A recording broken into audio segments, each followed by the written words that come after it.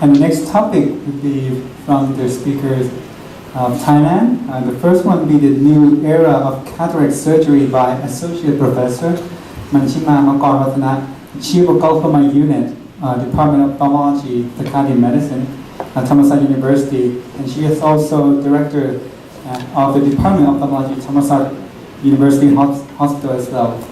Please give him a big round of applause. Hello, good afternoon, everyone. This next 30 minutes, I will talk about the cataract surgery. Actually, I believe that every single of you always do this every day. So, first of all, let's show your hands up. Is there anyone who would like to look younger? Do you want to live as a 30 years or 20 years of age all your life? Okay. So actually it's happened to everyone. There is research talking about ASEAN or Asian patient always concerned about their appearance more than Caucasian because they believe of the feng shui,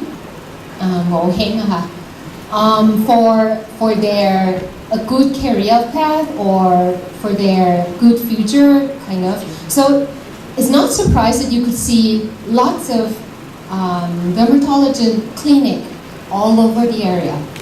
In Thailand, if you go to like Centara or any shopping mall, in one floor, when you walk through, if you could count, like if you have time to count, you're gonna get around like 15 or 20 center of the beauty center there. And every one of those center, they always have patients because they do everything to keep themselves look younger all the time. Whatever they did, they always look younger, but if they have to wear reading glasses, it's going to bring them down all the time. Also, even worse with women, us. With that reading glasses, it's unacceptable at some point. So, when you talk about the era of the technology of cataract surgery, it's definitely spectacle-free condition. Whatever you want to do, like if you are young, if you're born with abnormal refractive error, like high myopic, high astigmatic problem, whatsoever, they're going to go for LASIK surgery. You're going to go for PRK. You're going to do everything, contact lens, whatsoever, that do not let them use the glasses for their normal life. Because glasses can block their view to show their beauty to everyone. Also, right now, if you talk to the patients lately, they would like to do one-stop service. They're born with abnormal, very high myopic, also with astigmatism, with the presbyopic vision.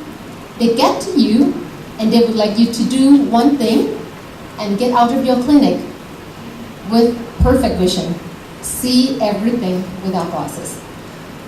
Can you do that for them? Right now, in this era, it can happen. But it's probably not as perfect or as ideal as you need. But they do reach some point of the patient's need. So in patient perspective, they would like to restore the function of their vision. They would like to see without any glasses all the time. They don't want to limit their activities like swimming, diving, whatever it is, and long-term stability. So they actually do need everything. Luckily, with the technology, we can give them. But you have to choose wisely to make it appropriate for each patient. If you do good intraocular lens power calculation, you do the best biometry, you select the case that has no medical condition, but if you choose wrong patient, you probably have a disaster to your career as well. So how you can select those patients? It depends on the way the patients need. Like you probably have to have a sit time with your patient to see their lifestyle, to know them better, and to know which is the best need of them. Like if they do lots of tennis play, if they are a tennis player, golfer, GOTS player, computer or night driver, you probably have to choose each different multifocal lens for them, or they're probably not a good candidate for the multifocal lens at all. So it depends on lots of things, which will happen appropriately just only when you talk or discuss to your patient. They have a right to choose, but you are the one who tell them what the choice that they can have. So with the decision of the lens that you're going to choose to the patient, you have to talk to them about all the options that they could have. Like, do they have a cataract only? Or do they have just only presbyopic patient without any cataract at all?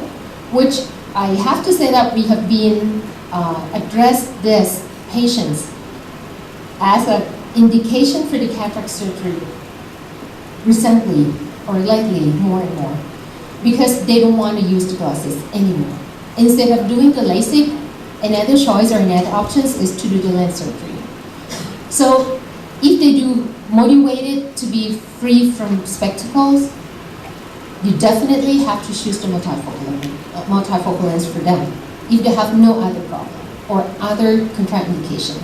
But if not, you probably have to let them through, the monofocal lens or astigmatic correction lens.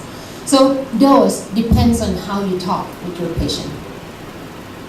So if you talk about those options for a while, and you see that those patients has low myopes, like minus 150 or minus 200, they're probably not a good candidate for the multifocal lens, especially if you are a very beginner user of the multifocal lens, because they still could see near without their glasses.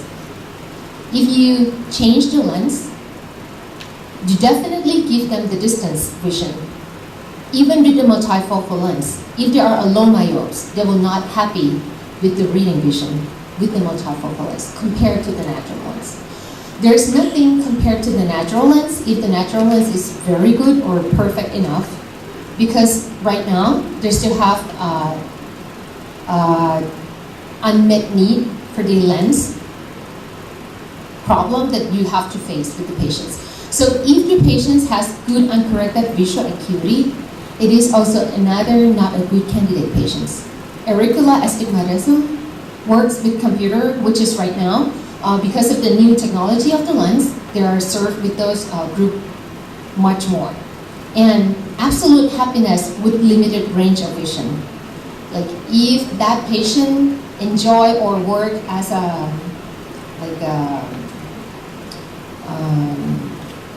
very close, like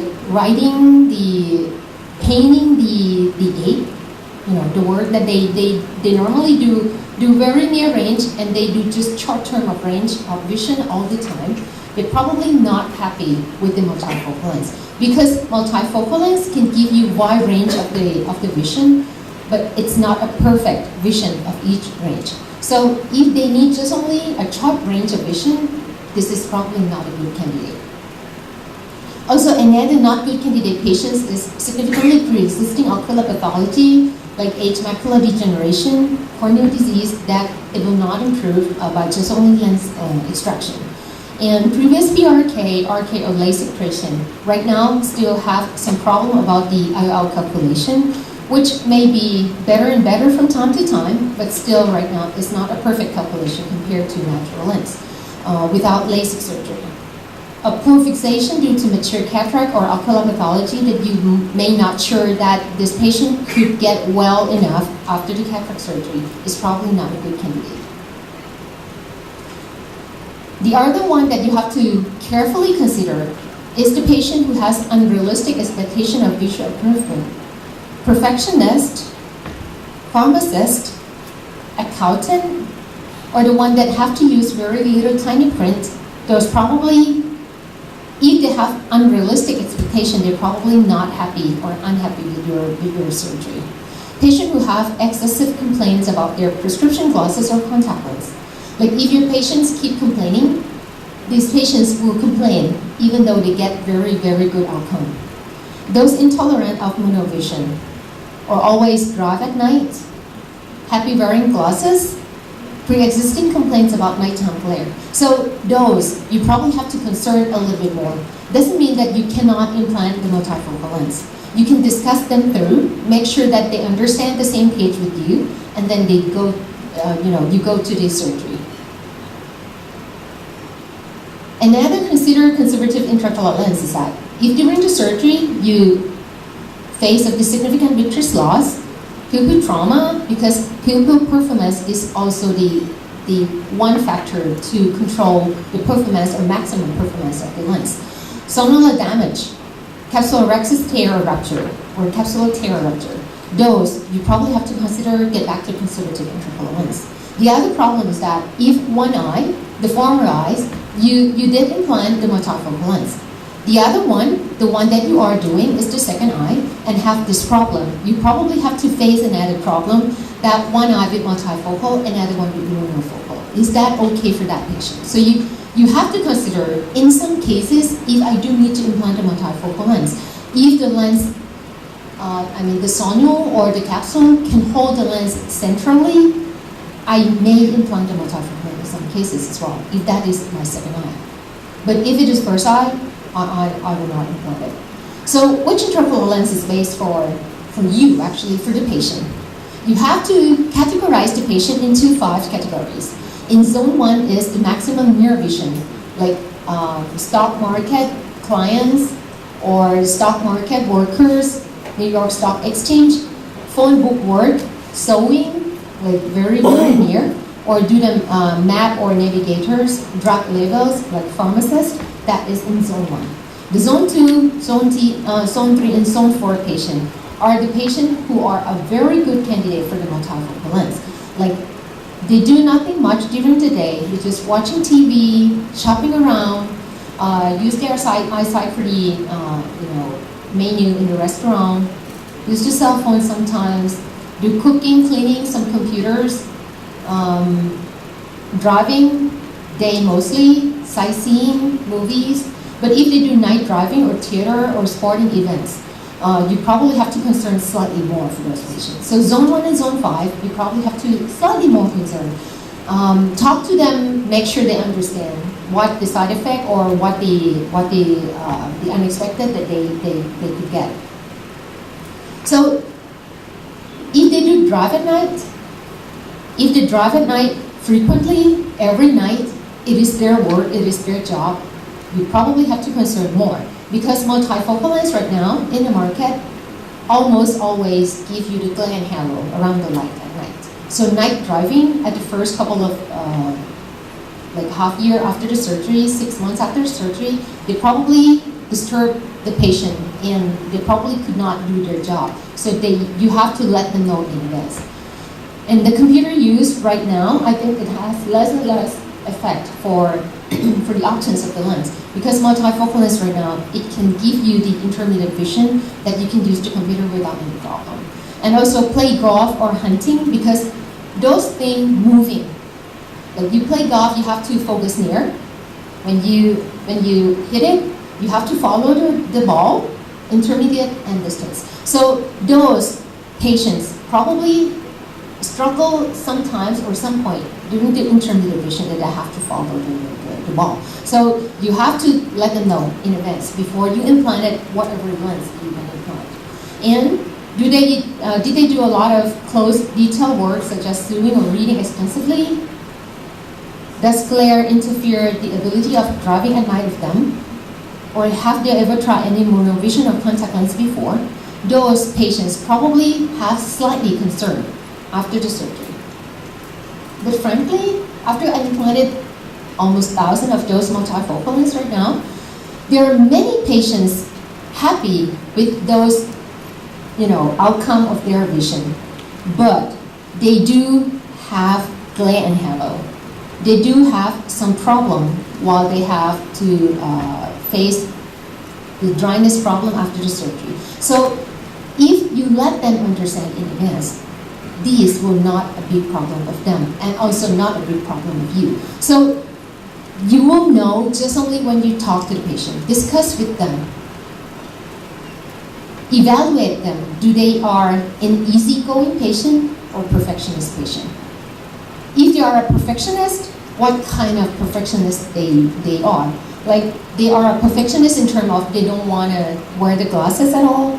They can accept other concerns to make the benefit of without the glasses used during the day. So that is not considered a contraindication for perfectionist.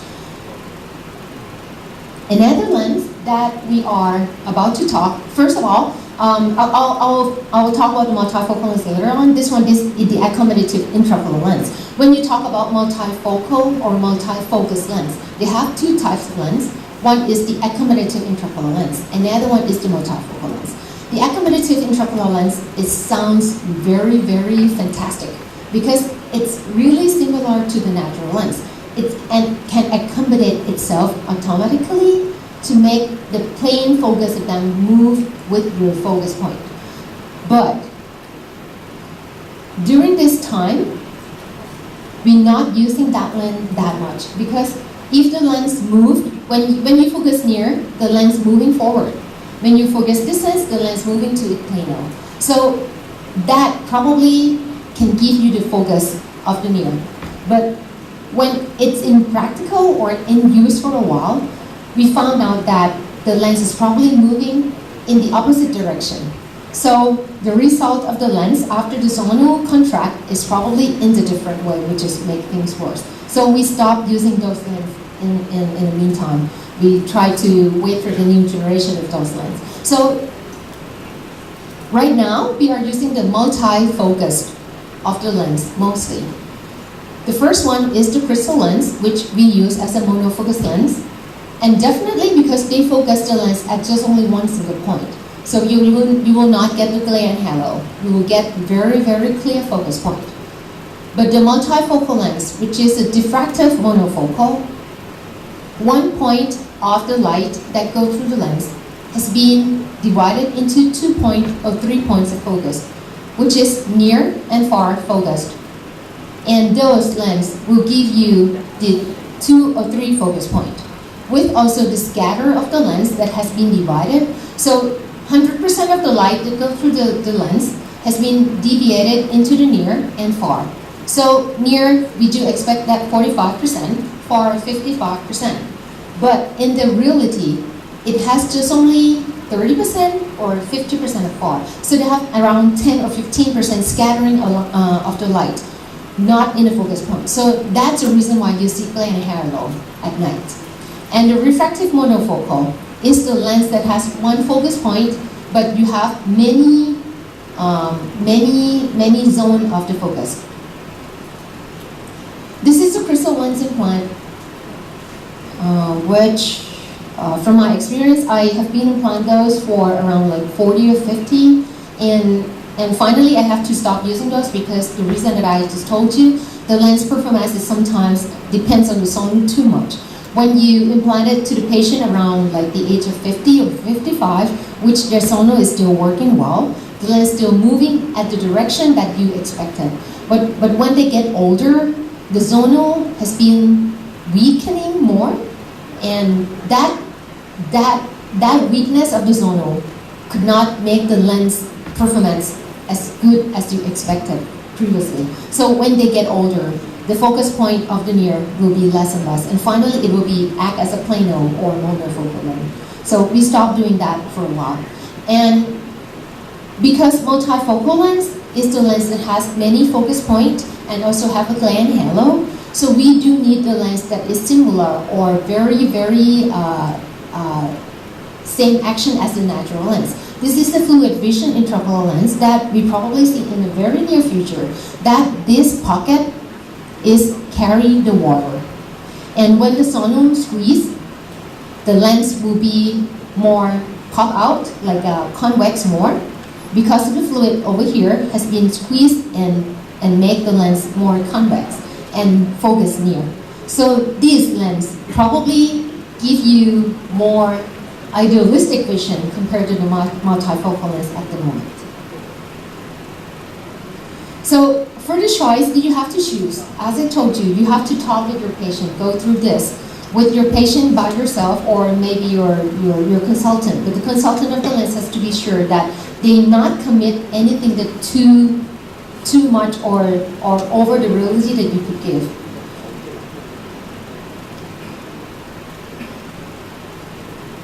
I do implanted the multifocal lens. This is my father-in-law. I implanted him in the same day with my mother. My mother implanted the monofocal lens because she has the amblyopia, so she's not a good candidate for the multifocal. This is my father-in-law. He's a good candidate for the multifocal lens, but he's a perfectionist. He is the one of the former attorney, head of attorney department of Thailand, and he's a type A personality. He has heart disease, GI bleeding, and hypertension. You know, he's a perfectionist. So, and he's father-in-law. He's not my father. It's much more difficult than my own father surgery because I have to meet him also with my husband. So it probably, crack something in my family issue as well if I could not, get him through the best that I could get. So after talking with him for a couple of months, that he has a choice of the multifocal lens, and we decided to implant it in both of us. And this is the interview. Actually, it's in Thai, so I'm not showing this to you. And we discussed about how he feels after 3 or 4 months after we implanted those multifocal lenses in both of us. And he said he's very happy. Right now, he can drive at night to the karaoke with my mother-in-law to sing a song every 3-4 times a week. And before that, around first or second month after surgery, he complained about the glare and halo. Also with me, when we drive at night together for dinner at night, and he said he can see the glare and halo along the light. And surprisingly, I myself, which have myopic as well, like minus 3.5, I do see that glare and halo around the light as well. So if you have high myopic or high hyperopic, you already have those glare and halo, but you did experience those since you were born. But for him, which has a perfect vision when he was young, when he experienced that glare and halo, he has to adjust himself to those glare and halo for a while. But finally, he will get used to it, exactly the same as ours. So the glare and halo is actually not the contraindication for night driving at all. But you have to let them through, make them sure that they will experience this.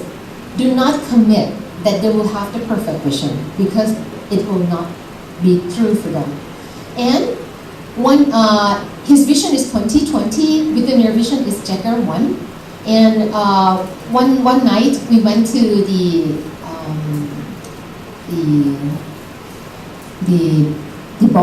bowling night with my son. He can hit strike 9 out of 10 of the game. But when we let them turn off the light, because right now the bowling station has the LED light that can spice up the notch of the player, right? So we turn the light off, the LED turn on. He rolled the ball, and it's rolled over to the side every single one. Because his vision will be dropped, the performance will be less without the light, especially at night. So if they know the limitation of themselves, they will not complain back to you. There's nothing of the lens right now that can give you the perfect vision. But if they know, they will understand and they will have no problem.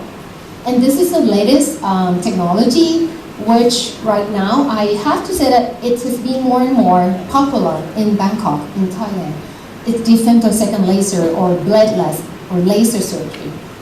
Like if you may experience, there are some patients get to you and said, I would like the new technology of the surgery. I would like you to do the laser for my eyes. Before that, or previously, we do just the ultrasound phaco emulsification. But right now, we do have a laser for assisted in the cataract surgery. It just, I think it's a machine that can narrow the distance between beginner and the professional or the very high experienced surgeon for the perfect of the capsular rhexis, the corneal incision, the side port incision kind of things. But you also need a learning curve for those machines as well. Also the same, there's not every patient who are a good candidate for those femtosecond laser. So you do have to choose the patient who have no glaucoma problem, because you have to increase the eye pressure to flattening the cornea before applying the laser. So you have to make sure that this patient will not has any effect from the intraocular pressure that is rising too much for a while, a short period of time, like 1 minute.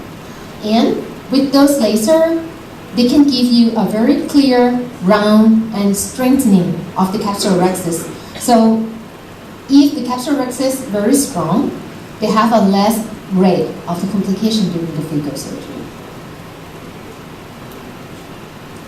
All right, so I also express in every single time that I present this kind of multifocal lens that there is not everyone is a good candidate for the multifocal. The one that can decide for the patient is you, to make sure that they're gonna get the most or the best performance from the lens that you have in your choice. You are the one who give them the choice. You not choose for them.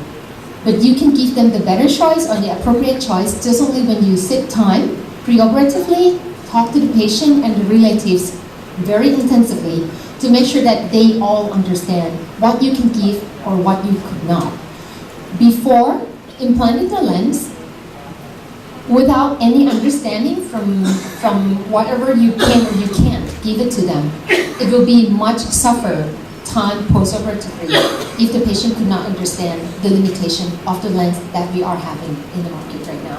So I do hope that many of our patients now and in the future will have glasses-free condition.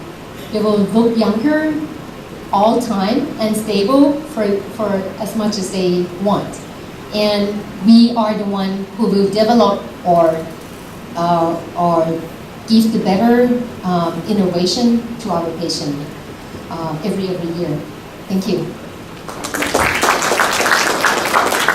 Very fascinating topic. Any questions?